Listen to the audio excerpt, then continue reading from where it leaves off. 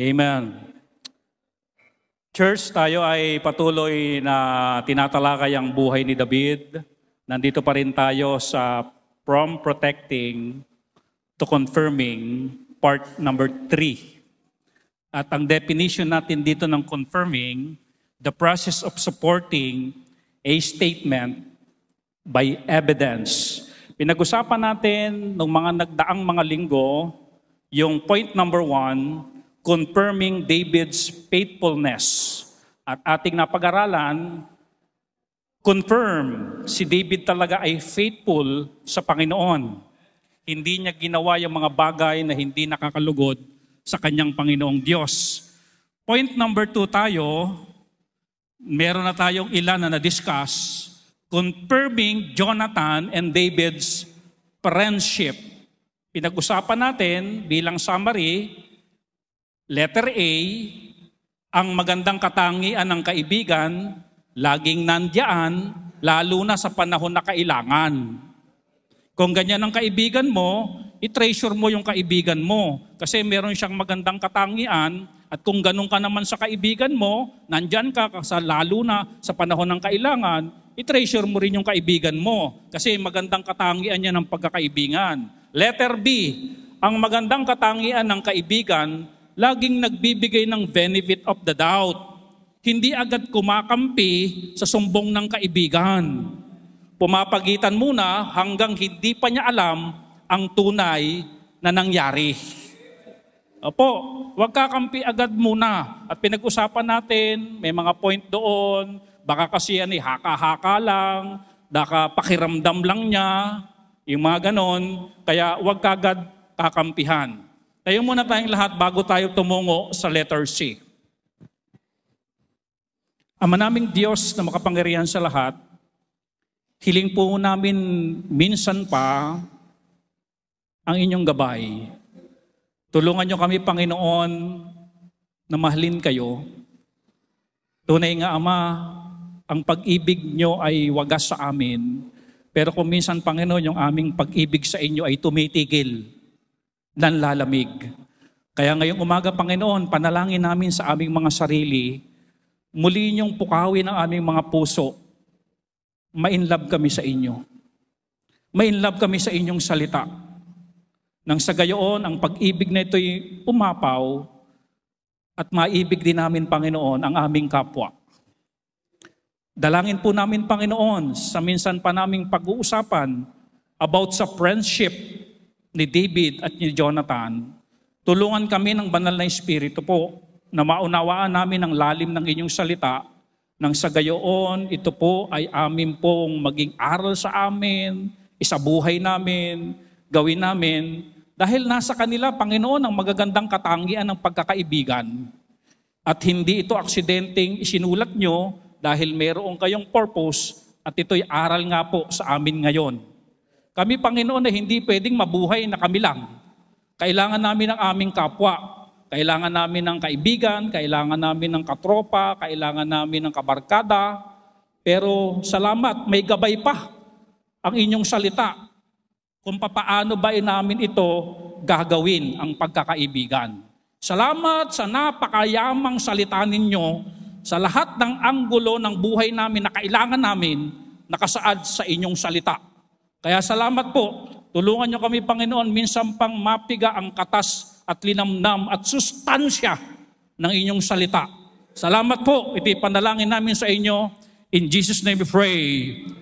Amen. 99% na po ang ating stage project. Ano?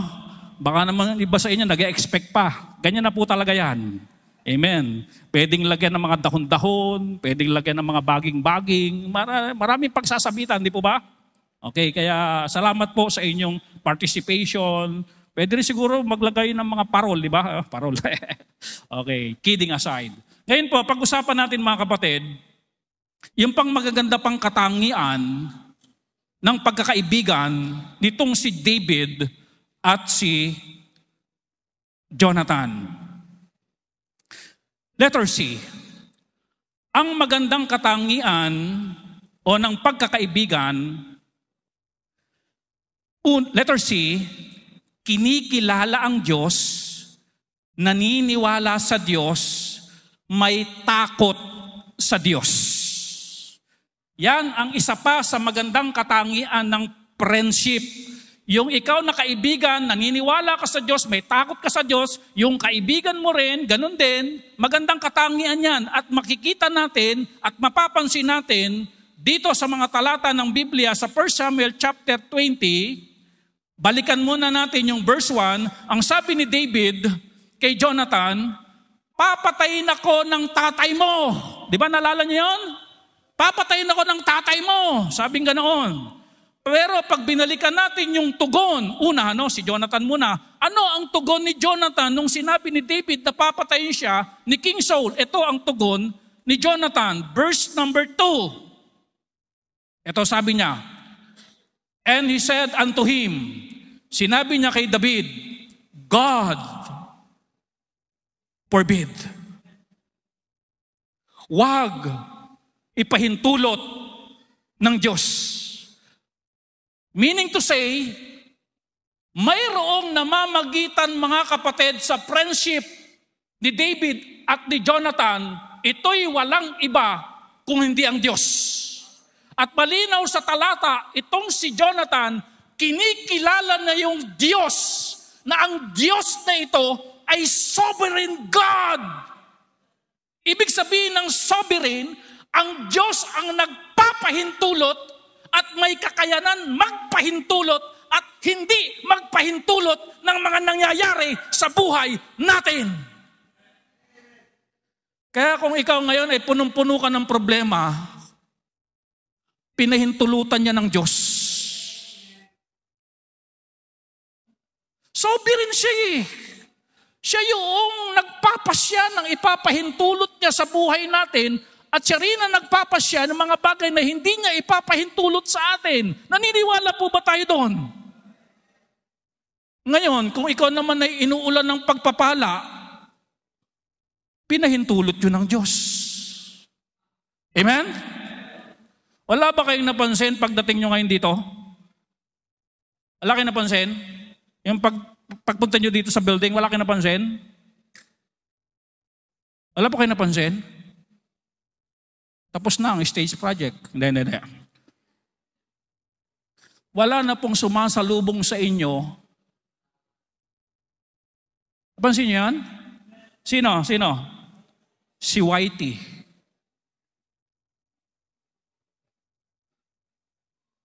Hindi niya napansin yun? Si Blackjack kasi hindi talaga sumasalubong yan eh. Napansin niyo po yun? Kailan nangyari yun? Kailan man nangyari yun? Last Saturday. Ginastusan pa yan ng perma, sister. Naka almost 2 million ba? 2 million? 2,000 something. Pinabet pa yan. Veteranan yan. Pero ala, namatay si Whitey. Ipinahintulot ng Diyos. Kahit masakit na pangyayari sa buhay natin, listen carefully, God is in control. Kaya ang wish, kaya ang prayer nitong si Jonathan kay David at sinasabi ni David, papatayin ako ng tatay mo. Ano ang prayer? Ano ang wish niya sa Panginoong Diyos? Huwag ipahintulot ng Diyos. Amen? Alam niyo ang kagandahan natin bilang mga Kristiyano at mananampalataya, pwede tayong manalangin ng ganito. Amen? Are you with me? Na Lord, kung bibigyan niyo po ako ng problema, baka pwedeng yung ganito lang. Lord, kung kukunin niyo na po yung buhay ko, gusto ko po yung parang natutulog lang. O di ba? May mga ganyan eh. Dahil ang Diyos ang nagdidesisyon ng bawat nangyayari sa buhay natin. And praise God, pwede tayong manalangin doon sa nagdidesisyon sa buhay natin araw-araw. Naalala niyo si Hezekiah? Mamamatay na si Hezekiah eh. Pero ang panalangin ni Hezekiah, huwag pang ipahintulot ng Diyos na siya'y mamatay at dininig ng Diyos ang kanyang panalangin at binigyan pa siya ng 15 years. Alam niyo, pinag-usapan namin kagabi, pag nagtanim ka ng paglilingkod sa Diyos, madaming pag-ani na nangyayari. Amen? Sabi ni Jonathan, God forbid. Kaya Sir Jaime, napakaliwanag ng talata.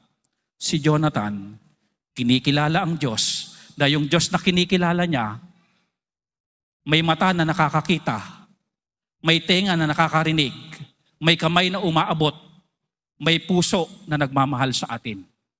Amen? He is sovereign God. Sabi ni Jonathan, God forbid. Church, pero pwedeng maglambing sa Diyos. Amen? O sino sa inyo merong inilalambing sa Diyos? Amen? Sa panalangin. Pwede po. Kasi kinakausap natin yung nagpapasya kung ano mangyayari sa buhay natin. Kaya nga po, privilege yung prayer. Bibiliin mo. Makakausap mo yung nagpapasya kung anong pwedeng mangyari sa buhay natin. Kakausapin mo. Amen? What a privilege. Amen? Tinitignan po ba natin na napakalaking pribileyo na Panginoon, kayo na nagpapasya, nagpapahintulot at hindi nagpapahintulot, eto ngayon, kausap ko kayo, pwede akong maglambing, baka pwede Panginoon, na tignan nyo yung aking mga ginawa noon, na paglilingkod, katulad ng ginawa ni Hezekiah, ganun ang kanyang panalangin. And sabi ng Panginoon, pinahintulot ng Diyos na si Hezekiah ay bigyan pa ng 15 years. Ang ano lang doon, magpundar ka ng paglilingkod. Amen? Sabi nga namin kagabi, alam niyo po ba ang faith? Unconditional. Unconditional. Even dapat yung paglilingkod natin, unconditional. Amen? Kapag soul winning, mainit, wag na lang ako sumama. Ang paglilingkod dapat unconditional. Dahil ang pag-ibig ng Diyos sa atin, unconditional. Amen? Ang sabi nga ng Hebrew hanggang sa tapos, magtapat. God forbid. Grabe. Eto si David. Kaibigan niya si Jonathan na kumikilala sa Diyos. Ngayon po, si Jonathan naniniwala na ang Diyos ang final say. Sabihin nyo nga po, final say. Diyos po yun. Merong nagpagamot. Nako, sabi niya ganon. Sabi ng doktor, 1 buwan na lang po buhay niya, may taning na po kayo. Kaya po, kainin niyo na po gusto niyo. Puntahan niyo na yung gusto niyong puntahan. Kung meron kayong mga kaaway, makipagbati na kayo. Mahirap lisanin ang mundong ito ng mga sama pa ng loob. Kaya sa loob ng 1 buwan, enjoy nyo na po yung buhay nyo. At hindi nyo po may enjoy ang buhay nyo pag may mga sama talaga kayo ng loob. Enjoy ba yung buhay na may masama ng loob? Hindi po Kaya gawin nyo na po yun. Tawagin nyo na po yung mga kamag-anak nyo, yung mga anak nyo sa estate, papuntahin nyo, pauwiin nyo na, yung anak nyo sa Singapore, sa Australia, pauwiin nyo na pong lahat. Tapos, punta po kayo sa Palawan. Sa Scarborough Shore. Masarap po doon. 1 buwan, tinaningan. Pero alam niyo, hindi ang doktor ang final say ng buhay natin. Hindi po ang doktor. Ang final say ng buhay natin, ang Diyos.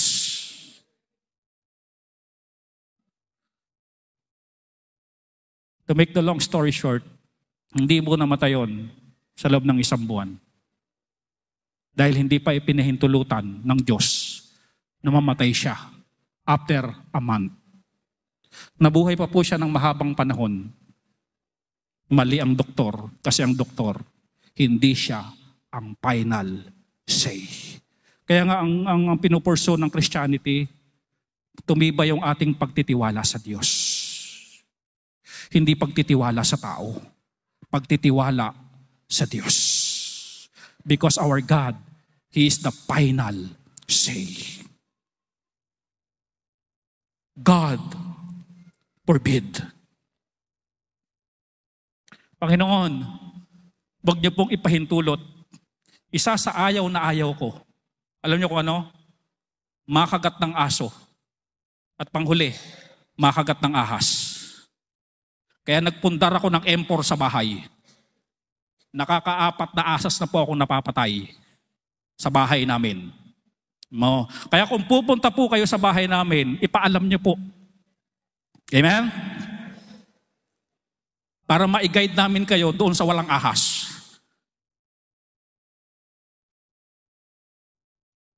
Kaya nga pag soul winning, hindi ko makakalimutan magdala ng payong. Kasi sa soul winning may aso. Tama po.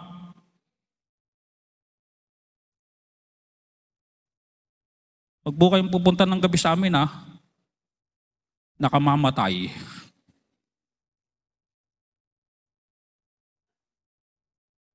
Kapag pinahintulutan ng Diyos, may layunin siya. Abay, hindi naman banat ang Diyos na walang plano. Ipapahintulot yung isang bagay walang plano. Di po ba? Tayo ngayon bilang mga tao, nagpaplano tayo . Meron tayong stage project. Ito, plano. Tapos na. O ganun . Di lalo pa yung Diyos na sovereign, alam niya yung mangyayari sa future. Abay, hindi pwedeng pahintulot lang siya ng pahintulot. Tapos sabi ng Diyos, mali pala, ba't po pinahintulutan? Hindi po ganun ang Diyos. Are you listening? Sakto, sakto, sakto, sakto, sakto. Lahat ng ipinapahintulot ng Diyos sa atin. At kailangan natin.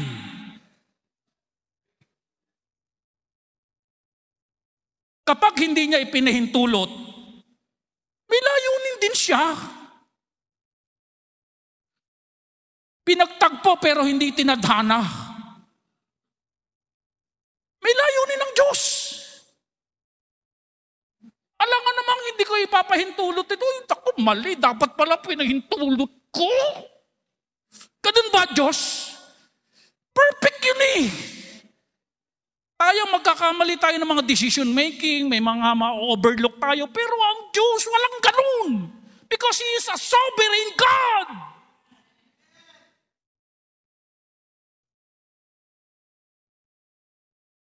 Kapag hindi pinahintulot, may layunin ng Diyos. Panginoon, ba't ba kayo hanggang ngayon hindi niya pinapahintulot yung matagal ko ng panalangin na lote? Ayun, nabili na ng aming kapitbahay. Wala na akong makitang loting ganoon. Bakit hindi niyo ipinahintulot? Huwag ka na magreklamo dahil ayaw ng Diyos yung reklamo. Baka lalong tagalan ng Diyos yan. Amen?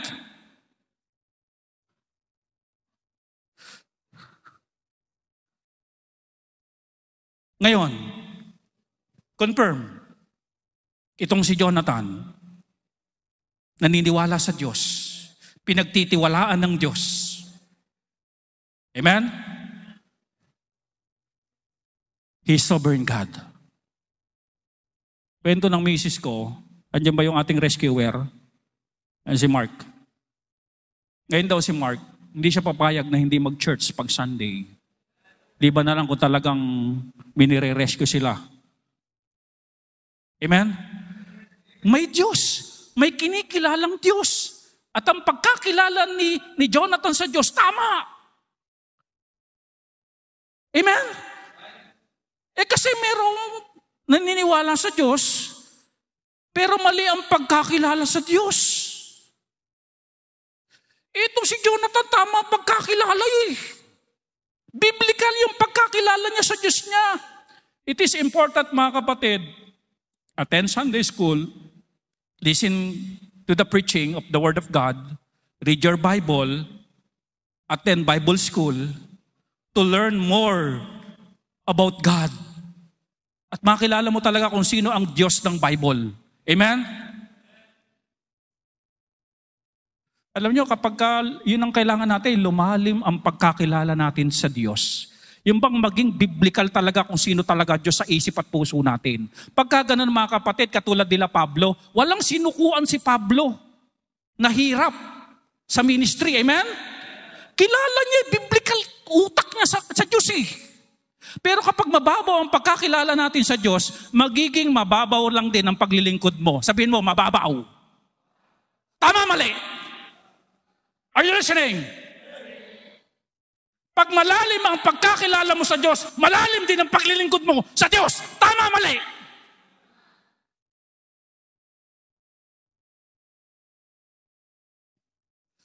Biblikal ang isip ni Jonathan about God. He is a sovereign God.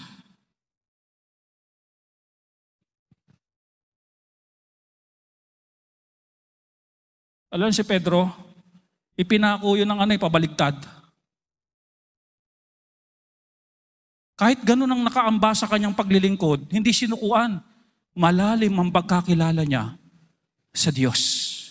Alam mo yung pinag-aaralan namin sa prayer meeting sa Hebrews, sabing ganoon, meron daw tinorture ng mga Kristiyano. Hindi na humingi ng rescue sa Panginoon. Hindi na nag-pray ng proteksyon. Bakit po? Mas ninais na nila yung eternal resurrection. Ang lalim ng pagkakilala, di ba?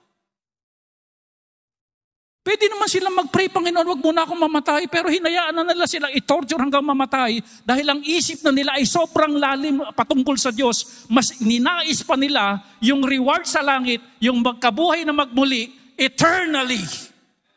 Di ang lalim. As I said, mga kapatid, pag malalim ang pagkakilala natin sa Diyos, malalim din at may ugat ang ating paglilingkod sa Kanya. Ano ang tugon ni David sa sinabi ni Jonathan?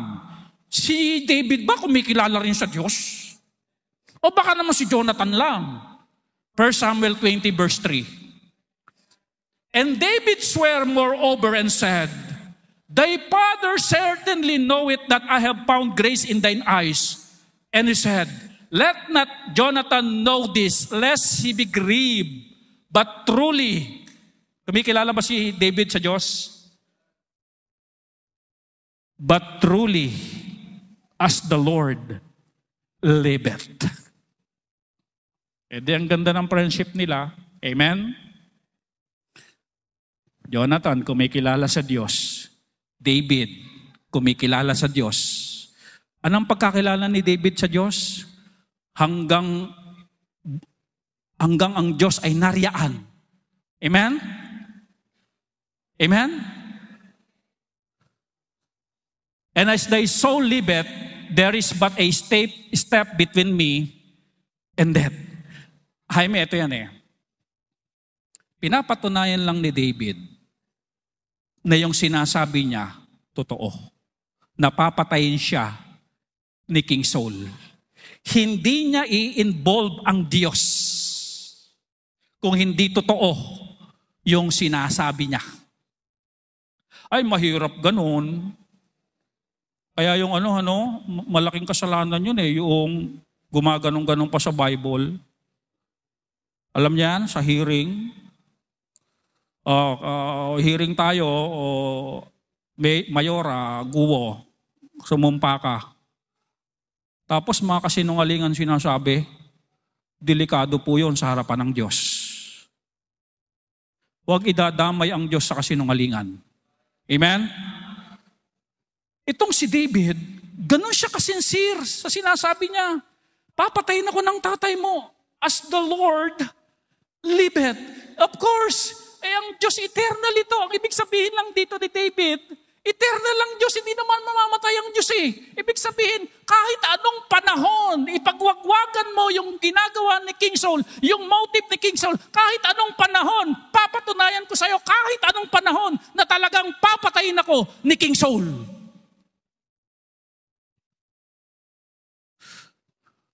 At yung statement na ito, hindi magpababago. Di ba, Sir Jaime, kuminsan sa hearing, yung mga nagaganon, pagdaan ng panahon, nababago yung statement. Ano po? Ito po, si David po, hindi po ganon. Sinasabi ni David, as the Lord liveth. Si David naniniwala, una, na buhay ang Diyos. At nakikita ng Diyos ang totoo.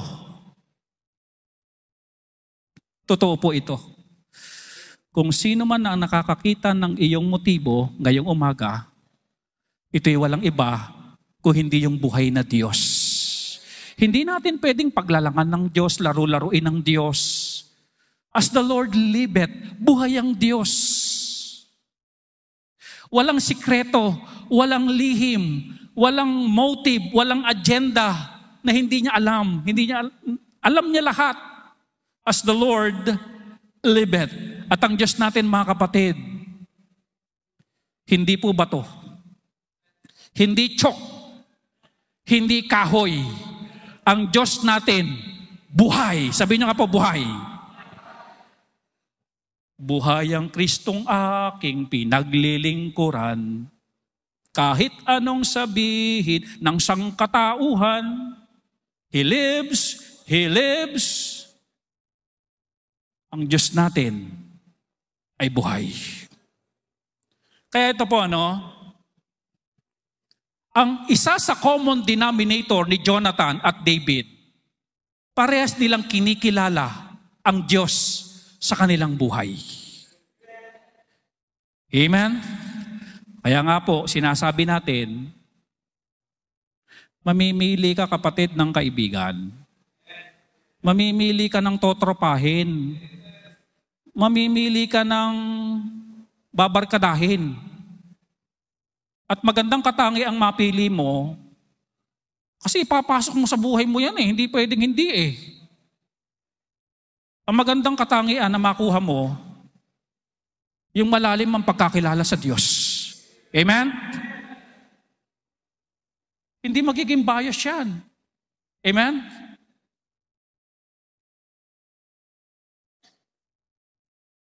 Dito po tayo. Mag-ingat kayo kung sino ang pinapapasok natin sa ating buhay. Bakit po kailangan mag-ingat? May tinatawag po na influence. Sabihin nyo nga po, influence. Totoo po yan. Kaya mag-iingat kung sino yung wine-welcome natin sa buhay natin.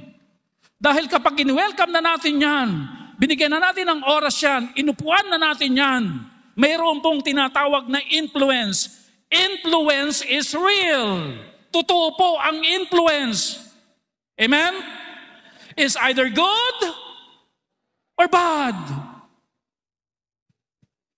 Ito sabi ng Bible about influence. Proverbs 22 verse 24. Make no friendship with an angry man. Yun ang sabi Huwag kayong makikipagkaibigan sa taong magagalitin. And with a furious man, thou shalt not go. Huwag kayong makipagkaibigan sa taong magagalitin, bugnutin, at huwag kayong makisama sa taong magagalitin. Furious man. Pag sinabing furious, yung gigil. Yung laging, maano mo lang parang gusto suntukan agad. Yung wag walang titignan na gano'n, talaga namang hahamunin ka kagad. You see? Bakit binabawal ng Diyos ito? Because of the influence. Pansinin niyo ito. Nakipagkwentuhan ka sa taong galit. Ikinuwento sa'yo yung galit niya doon sa tao, sa isa. Sabi mo, may galit ka na rin Hawa ka na Samantalang ang totoo, bago kayo magkwentuhan, wala ka namang galit sa tao na yun. Nung satsatan ka ng satsatan ng kwento ng galit niya doon, ikaw ay galit na rin. Bakit po? At tawag po doon influence. Kaya ang sabi ng Bible, make no friendship. Huwag mong papasukin yan sa buhay mo. Huwag mong kaibiganin yung taong magagalitin. Kasi i-influensyahan ka niyan isang araw, magagalitin ka na. Amen? Doon kayo bumarkada kay May Maria Marie. Yung may hinahon. Amen? Amen? Sabi nung magkapatid, di sila agree. Argabyado raw sila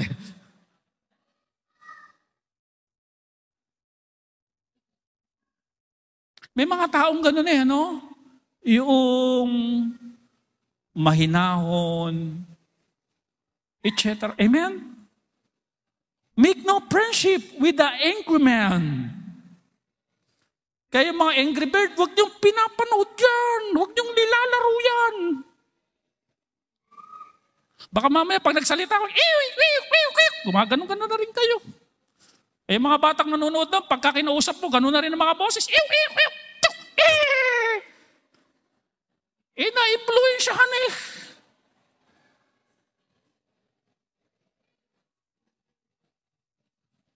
And with a furious man, thou shall not go. Bago ka pumunta, teka, tignan mo muna, magagalitin ba ito? Ito ba'y laging gigil? Ay, hindi na ako pupunta dyan. Sabi ng Bible eh. Nakita niyo po yung lalim na itinuturo ng Bible para maging safe ang buhay mo? Ito pa, ito disadvantage pag kinaibigan mo yung mga taong magagalitin. Ano po? Okay. Proverbs 22:25, yung karugtong na verse. Okay, sabi dito, lest thou learn. O diba, matututunan mo, ma-influensyahan ka, his ways, and get a snare to thy soul. Amen?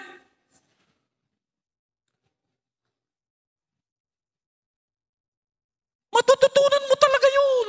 Nakalagay sa Bible yun, hindi pwedeng mali pa Bible. Matututunan mo yung pamamaraan ng pamumuhay niya. At ito ang problema mga kapatid, pag naging kaibigan mo yung magagalitin, yung gusto laging gulo, away. Una, hindi magandang impluensya. Pangalawa, magasta. Biruin mo, masasaba ka rin sa away. Bigla nyo nung dumaan yung kotse, pinagbabalibag nyo, ibinarangay ka ngayon, magkano windshield? Bayad ka ngayon, nadamay ka pa. Pangatlo, lagi din kayong mag-aaway. O di ba? Ay mahilig sa away, mahilig ka na rin sa away, mag-aaway kayo. Pangapat, nakakatakot kasama. Bakit? Lagi kayong mapapaaway. Ang galing ng Diyos, Gusto ng Diyos, ingatan ka.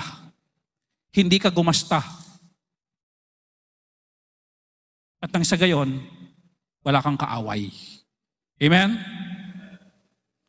Alam niyo ba yung bisita natin ngayon si Carlo, taga-Aztec? Ang tawag na ngayon dun sa kanya, pastor sa lugar nila. Amen? Dahil nakikita siguro yung pagbabago ng buhay.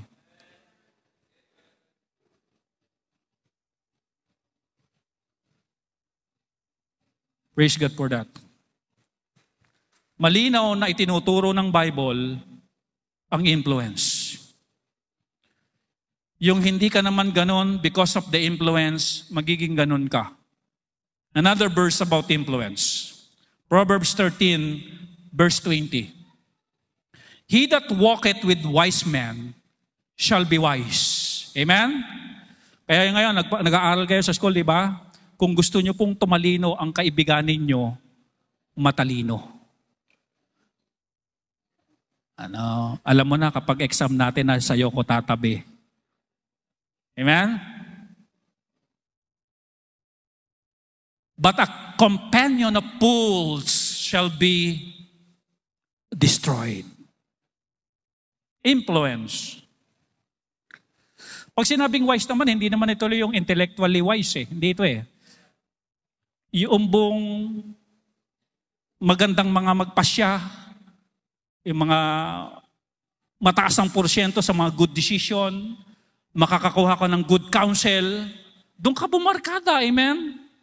Yung tutulungan kang timbangin ang katotohanan, yun ang wise sa Bible eh. O tingnan niyo si Solomon, binigyan ng wisdom ng Diyos. Naalala niyo yan? May 2 babae nag-aangkin ng anak.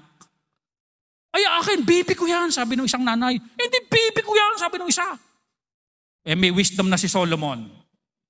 Ay, para hindi nyo yan pag-awayin yung babyng yan, tumawag siya ng isang sundalo, kunin espada, hatiin ang bata at ibigay yung kalahati sa isa at ibigay yung kalahati sa isa. Alam niyo, may nag-react na isa na nanay. Sabi niya, mahal na hari, huwag niyo na pong gawin yan. Ibigay niyo na lang po sa kanya yung bata. Ano sabi ni Solomon? Ikaw talaga ang nanay ng batang ito. Dahil meron kang concern sa bata. That is wisdom. Amen? Alam niyo, binibigay ko sa mga men natin ang mga responsibility dito sa church. Kasi po, hindi po habang buhay na mabubuhay ako. Amen? Matutunan sila'y magkamali sa kanilang mga pagkakamali, mag-adjust sa dapat nilang i-adjust. Bakit po? Abay, hindi na po sa lahat ng pagkakataon kapatid o mga leader dito sa church, ito dapat mong gawin, ito dapat mong gawin. Pabayaan mo, amen? Halimbawa, listen carefully. Ako marunong akong manggupit ng buhok. Pagkayari kitang gupitan, may magtatanong sa'yo, buhay pa ba gumpit sa'yo? Alam nyo, nung una-una pa lang akong gumupit, may maraming mali. Bakit? Kaya pag tumingin yung sa salamin yung ginupitan ko, bakit ganito? Bakit ganito? Bakit ganito? Bakit?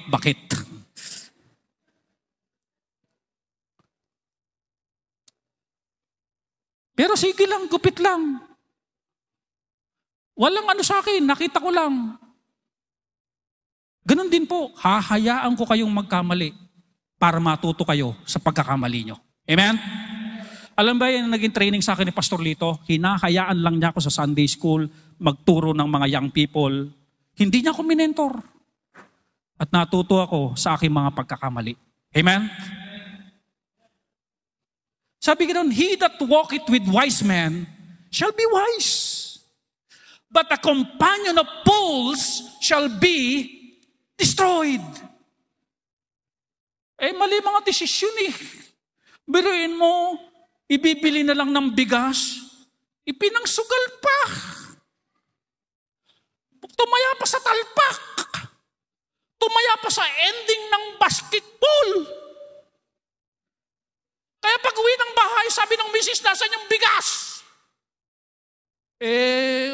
Natalo Sabi ng misis, destroy!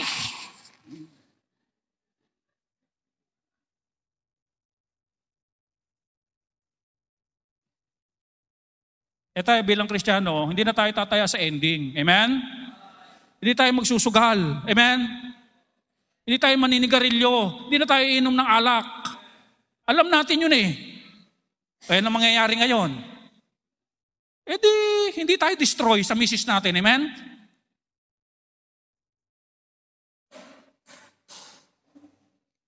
First Corinthians 15:33. Ayun, nagdi-destroy na doon. Matatapos na po, galit lang. 1 Corinthians 15:33. Be not deceived, huwag kayong padaya. Evil communication or companion corrupt good manners. Evil companion, yung masamang katropa, corrupt good manners. Dati hindi ka naman sumasagot-sagot sa magulang mo. Dati nangungupo ka pa. Ngayon nakabarkada ka doon sa evil companion, maling tropa. Pag uwi mo ng bahay, ang tigis-tigis na ng ulo mo. Pinaguhugas ka, ayaw mo maghugas ng plato. Bakit po? Kinurap ang iyong good manner. Kinalikot. Pinaikot-ikot yung good manner mo. Sinaksak, pinukpok ng martilyo. Amen? Pag uwi mo ng bahay, kurap na yung good manner mo and right conduct.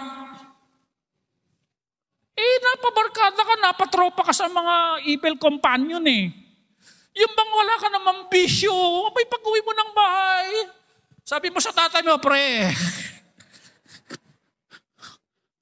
ang pira yan.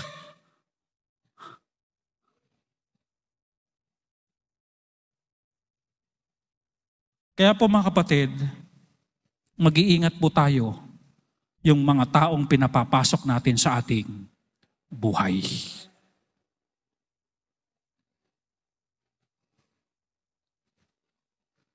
Be not deceived, evil communication, corrupt, good manners. Yung communication dyan, na companion yan o katropa. Huwag kayong padaya. Huwag kayong padaya. Letter D. Letter D. Ang magandang katangian ng kaibigan, honest, tapat, o nagsasabi ng totoo. Hindi kathang isip lang, hindi nakabase sa nararamdaman lang, kung hindi may konkretong ebidensya. Ang hirap mga kapatid, makahanap ng honest na tao. At kung meron man sana na may honest na taong nabubuhay sa mundo, sana ikaw yun. Amen? Dapat yung Kristiyano yun. Yung honest. Yung tapat. Honesty is the best policy. Saan bang lugar yun? Yung pagbibili ka, walang tindera? Batanes? Honesty store? Bibili ka, gano'n, no? Ikaw magbabayad, kuha. Basta may presyo lang, Brother Jaime. Ikaw na rin manunukli. Ay, napakaganda namang gano'n. Amen? Honest. Ito po, pansinin niyo po ito. Doon tayo sa verse 3. Alam niyo kapag expository talaga, pigang-piga ang talata. Amen? Tignan niyo, pigain uli natin yung verse 3. And David swear. Sabi niya ganoon, papatayin ako ng tatay mo. Kaya lang, hindi niya yan sasabihin sa'yo. Kasi kaibigan kita eh. Pag nalaman niya ng tatay mo na papatayin ako, malulungkot ka, Jonathan. Yan ang sinasabi dito eh. At alam mo ba, Jonathan, there is but a step between me and death. Jonathan, ganito ang kalalagayan ko. Totoo ito. Nangangako ako, I swear, by the moon star in the sky. Amen? Nangangako ako. Ang katatayuan ko, Jonathan, ganito. Yung kamatayan sa akin, gano'n na lang. Isang step na lang. Isang maling hakbang ko, patay ako. Sa tatay mo. O, timbangin natin, Timbangin natin kung sino honest. Are you with me? O, buntahan natin yung 19:6. 19:6. Sino yung nangako dyan? O, si Saul din. Timbangin natin. Sino honest? David o si Saul? Si David! Ang nakalagay dyan, and Saul hearkened unto the voice of Jonathan, and Saul swear, as the Lord liveth, ginagamit din ang pangalan ng Panginoon pala, he shall not be slain. Hindi totoo yan. Ito, listen carefully. May mga na I swear na hindi totoo, pero may nag-I swear na totoo. Alam niyo mga kapatid, yun mga nag-I swear na hindi totoo, ang tawag doon, paasa. Sabihin niyo nga po, paasa. Hindi totoo, di pinapaasa ka lang. Amen? Mga kalalakihan wag na wag niyong gagawin ito pag kayo ay manliligaw.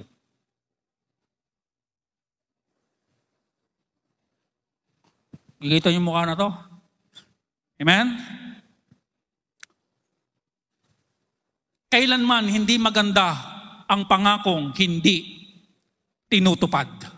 Kailanman sa bata, pangakuan mo siya ng Jollibee at hindi mo ginawa, iiyakan ka niyan. Sa relasyon, mangako ka na ikaw ang aking forever. Pero iniwang ka, masasaktan yan. Sa utangan, ulitin ko, sa utangan, dami tsinelas, pero wala tao. Yung maniningil bang gano'n? Sabi nung Bombay, dami tsinelas dito pero wala tao.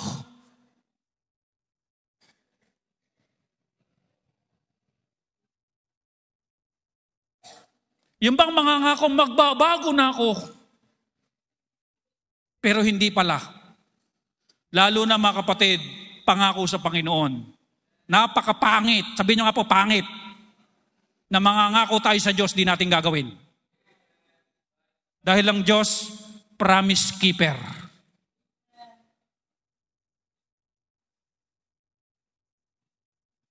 Huwag kang gagawa ng pangako sa Panginoon, tapos hindi natin gagawin. Hindi po maganda. Ecclesiastes 5:4. When thou vowest a vow unto God. Ito, sa Diyos ito ha. Kung kayo daw ay mangangako sa Diyos ng isang sumpa, defer not to pay it. Wag na wag niyong hindi gagawin. Ano nakalagay? For he hath no pleasure in fools. Pay that which is thou hast vowed. Gawin mo ang iyong commitment. Please. Hindi pa please. Gawin mo first fruit mo. Amen? Dahil hindi raw nalulugod ang Diyos. Anong tingin ng Diyos sa mga hindi tumutupad ng pangako? Anong tingin niya? Fools! Mangmang! Wala tayong dating sa harapan ng Panginoon kapag hindi natin tinutupad ang pangako sa Kanya. Hindi siya nalulugod sa taong mangmang. Alam niyo po ba kung sino ang summa cum laude sa harapan ng Diyos? Summa cum laude? Yung taong tumutupad sa pangako ng Diyos o pangako niya sa Diyos. Siya ang summa cum laude sa harapan ng Diyos. Yung Kristiyanong tumutupad sa pangako niya sa Diyos. Ngayon, kung ikay summa cum laude sa eskwelahan, nangako ka sa Diyos, di mo ginagawa, hindi ka summa cum laude sa harapan ng Diyos. Mangmang ka sa harapan ng Diyos.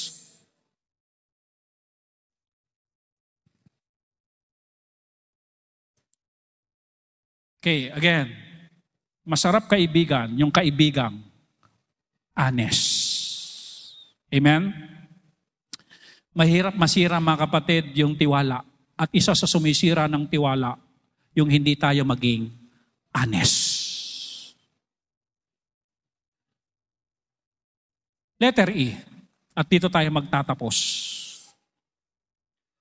Ang magandang katangian ng kaibigan, nakikinig, naninimbang kung sino ang nagsasabi ng totoo. As I said nung nakarang linggo, huwag kang sasabak sa gera at sasamahan siya nang hindi mo alam yung gerang pupuntahan mo. Baka mamaya siya mali, nakigera ka pa. Damay ka pa. Kaya ang magandang katangian ng kaibigan, of course, hindi muna siya naniniwala sa sumbong, tinitimbang muna niya, nakikinig muna siya, binubulay-bulay muna niya, kung sino ang nagsasabi ng katotohanan.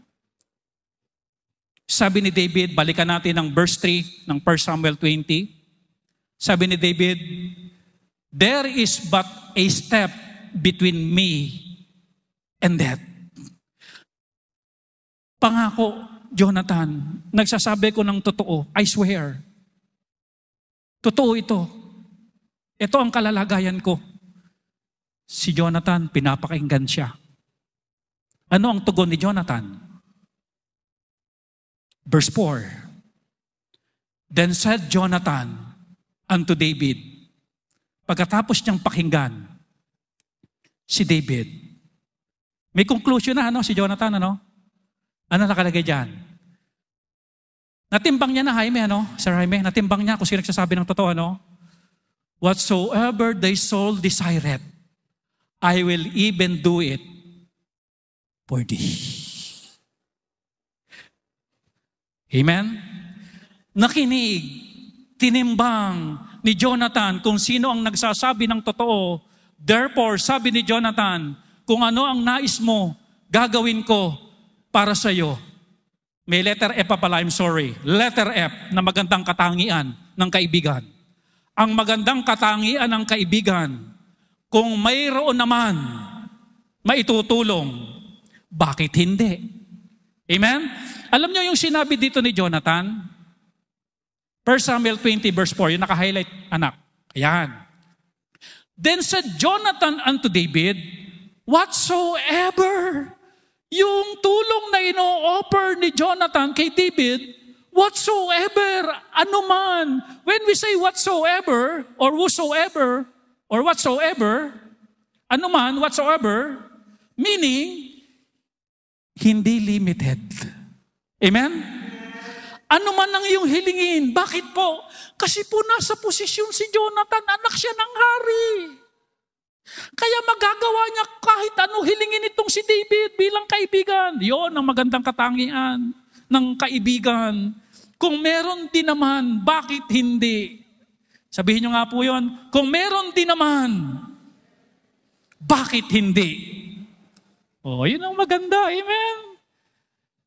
Wow, amen.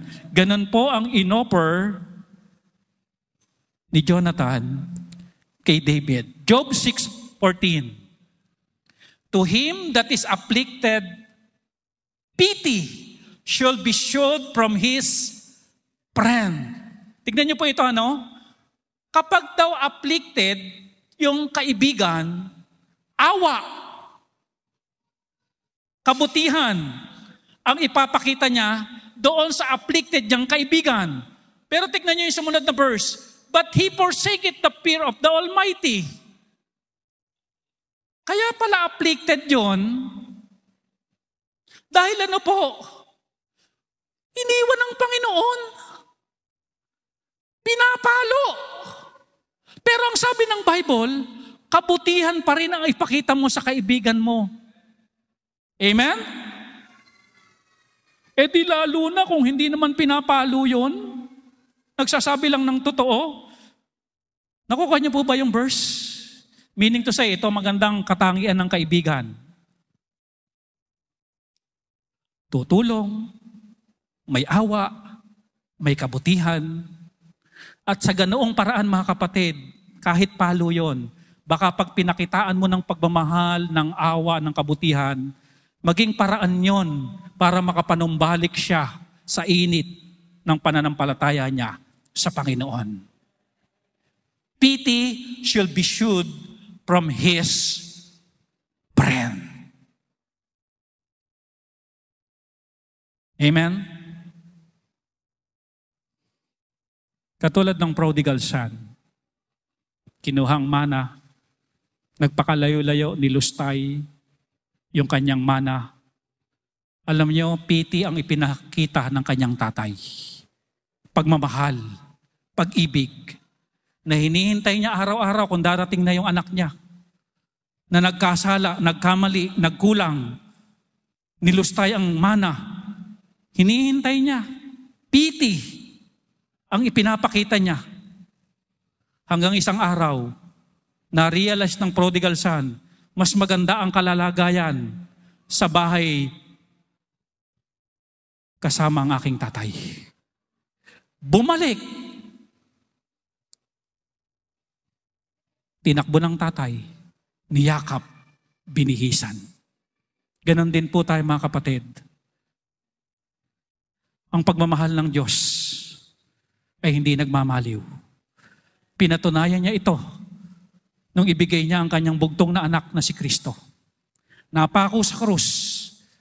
Yun ang kanyang pagpapakita ng kanyang pity, ng kanyang pagmamahal sa ating taong makasalanan na papunta ng impyerno.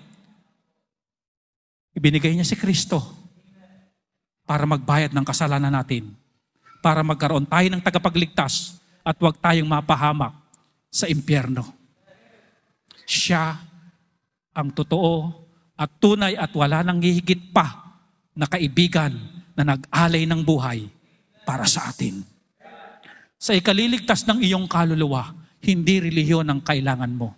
Hindi mabuting gawa ang kailangan mo sa ikaliligtas ng iyong kaluluwa. Ang kailangan mo, yung nagpakita ng pity, yung nagpakita ng love, ang Panginoong Kristo. Siya ang kailangan mo. Tayo tayong lahat, tayo po'y mananalangin. Ama naming Diyos, totoo po ang inyong salita. Ang mga prinsipyo nyo ay totoo. Influence is real.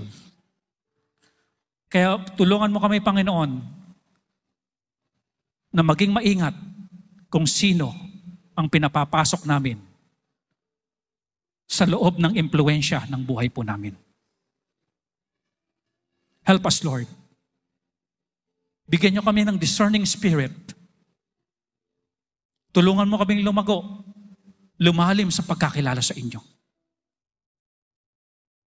Para nang sa gayon, malalim ang aming respect, malalim ang aming worship, malalim ang aming paglilingkod, malalim ang ministry na pwede naming ibigay sa inyo. Help us, Lord, katulad ni Jonathan, ang lalim ng pagkakilala nila sa inyo. You are sovereign God. You are sovereign God. Church, kung kinausap ka ngayon ng Panginoon about sa kaibigan, katropa, kabarkada, o yung pinapapasok mo, yung hinahayaan mong impluensyahan ka, maging matalino tayo ngayon at baunin natin ang mga prinsipyong ito. Come on, you talk to God in prayer, you kneel down and pray, go to the altar, and talk to God.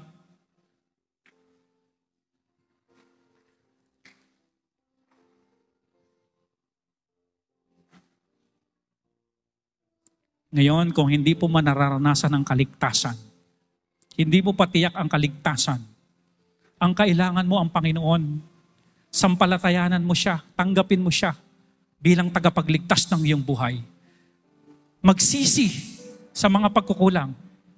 I-realize mo na mas maganda sa Panginoon, mas magandang malapit sa Panginoon, magandang kilalanin ng Panginoon, at hindi maganda na nakababad sa kasalanan. Therefore, God, forgive us. And I want to accept you and receive you as my personal Savior. Ama naming Diyos, salamat po sa inyong mensahe. I-bless niyo po ang aming bawat panalangin. Baunin namin, yakapin mo kami ng pagmamahal. Ang prinsipyong aming natutunan, isabuhay namin. Nang sa gayoon, ang influence na mapadpad sa aming buhay, yung influence na makadiyos. Yung influence ng init ng paglilingkod. Yung influence na godly. Yung influence na matatag at malalim na pagkakilala sa inyo. Salamat po. In Jesus' name we pray. Amen.